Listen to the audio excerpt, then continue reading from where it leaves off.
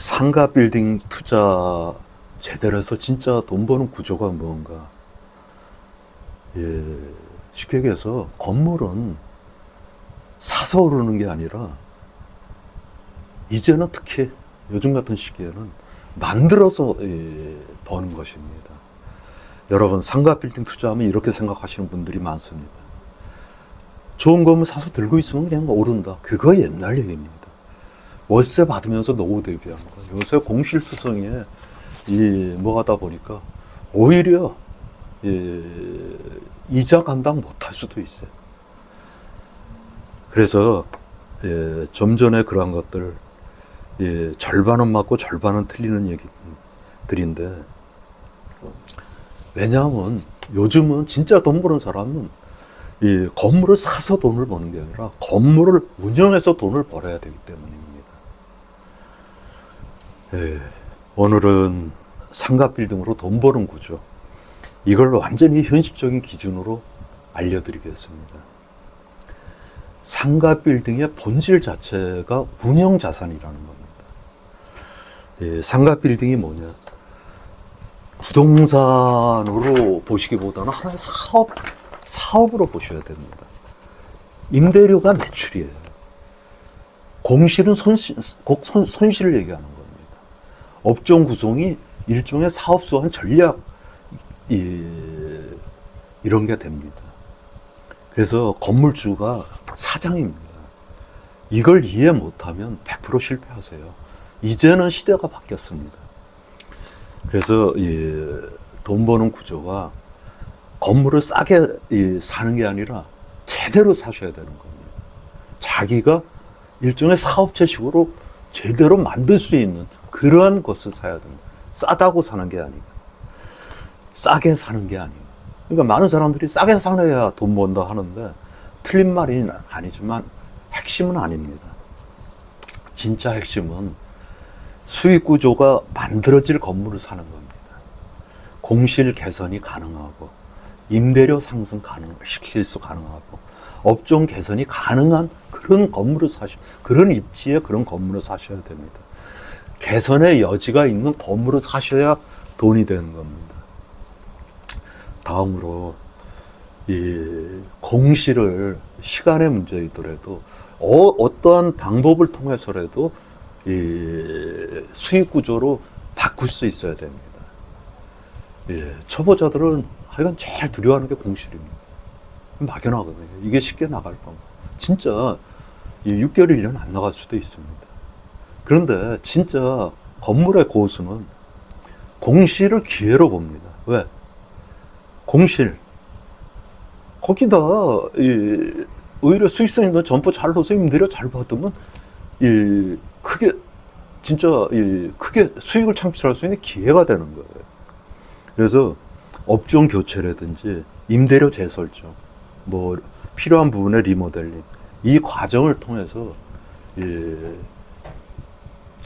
공실에 제대로 된 업종을 집어서 건물 가치를 올립니다. 그 다음에 돈 버는 구조 중에 하나가 임대료를 관리하셔야 돼요. 임대료는 이 시장이 정하는 게 아닙니다. 건물주가 만드는 겁니다.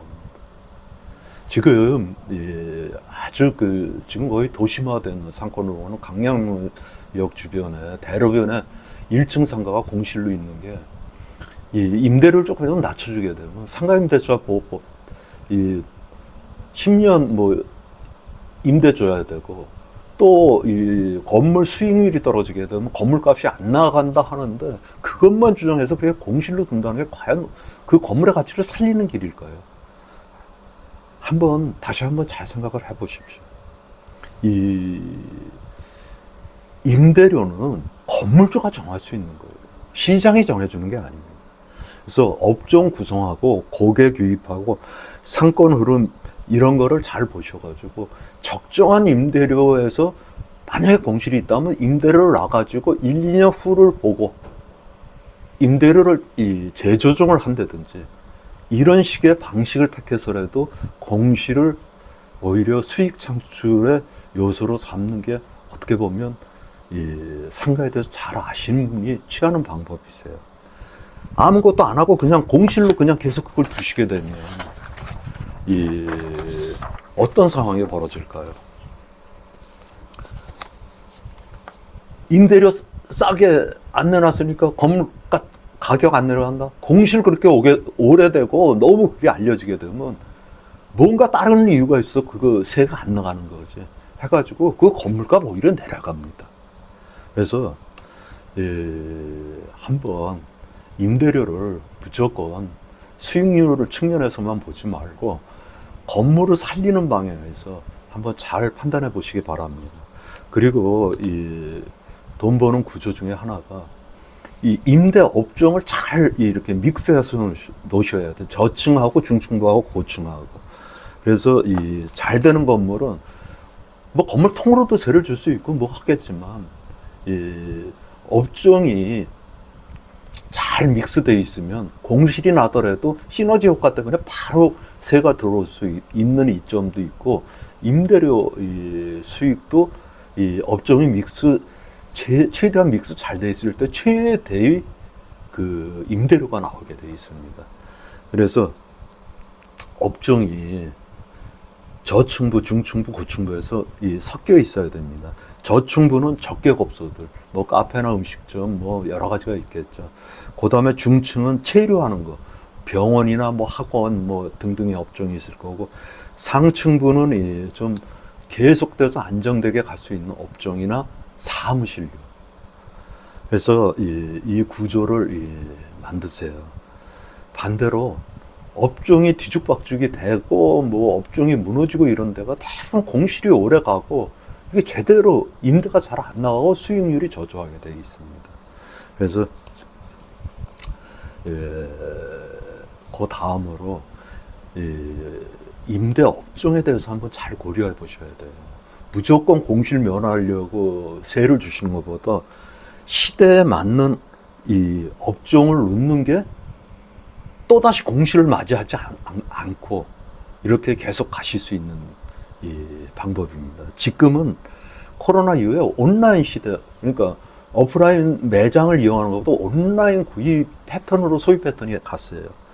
그러니까 오히려 역으로 기준은 뭐냐면 이 상가에 공실이 안 나고 계속 유지되려면 오프라인으로 주로 이 소비를 하는 업종. 그러니까 온라인으로 이 집에서 간단히 컴퓨터 클릭해서 하는 게 아니고 꼭 매장에 나와서 살 수 있는 그런 업종을 잘 택하시는 게 오히려 공실 안 나고 오래 가실 수 있는 길입니다. 그래서 여러 가지가 있겠지만 뭐 병원이나 음식점, 미용실, 뭐 운동, 교육, 여러 좀 오프라인에서만이 할 수 있는 그런 업종들 잘 판단해서 그 업종 두셔야 돼요. 그렇지 않고 그냥 무슨 쇼핑 이런 거 옷이나 뭐 이런 것들 쇼핑 중심의 상가는 기본적으로 쇼핑몰 자체가 무너지게 되어 있습니다. 그리고 돈 버는 구조로 하나 더 보셔야 되는 게 그 인근의 그 유동인구가 다니는 길, 그걸 동선이라고 하는데 그거의 그 핵심적인 부분, 동선의 이면에 가려져 있는 부분을 잘 보시고 그 유동인구를 보셔야 돼요. 그러니까 상가의 핵심은 위치가 아니고 그 주변에 그 동선이 제대로 형성되느냐. 위치는 좋지만 그 앞에 유동인구 없고 동선이 형성 안 되면 아무 쓸모가 없어요. 그래서 출퇴근 동선이라든지 생활 동선이라든지 소비 동선, 이 흐름이 내 건물 상가 쪽으로 잡혀야 됩니다. 이게 뭐 옆으로 있거나 이러면 안 되고 반드시 그 상가 건물은 길목에 있어야 됩니다. 그리고 그 동선 자체가 말씀드렸지만 구매력, 구매 의사, 그 다음에 연령층이라든지 시간대가 긴 시간대에 계속 있는 그런 식의 그 유동인구의 이면적인 것도 보셔야 됩니다. 그 다음에 수익률보다는 이 총 수익 구조를 좀 보셔야 돼요. 무슨 말씀이냐면 이 초보자들은 건물에서 나오는 임대료가 그 부동산 평가금에서 차지하는 비율 수익률만 봅니다. 그런데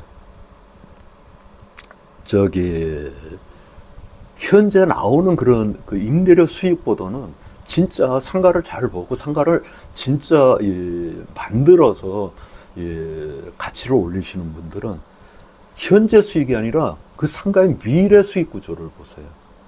그러니까 임대료 상승 여력이 있느냐, 공실 개선 가능성이 있느냐, 리모델링 하게 되면 그 효과가 있겠느냐, 그 다음에 장기적으로 뭐 부동산 가격 내지 그 주변의 상권 여러 가지 유동인구로 해서 그 가치 상승 여분이 있느냐, 이거를 봅니다.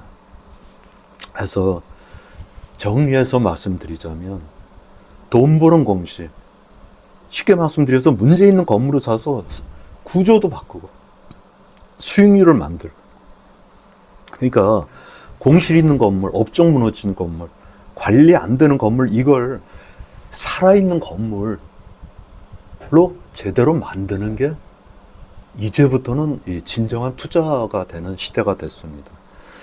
절대 하면 안 되는 투자는 가능하시면 이제 분양상가는 투자하지 마세요.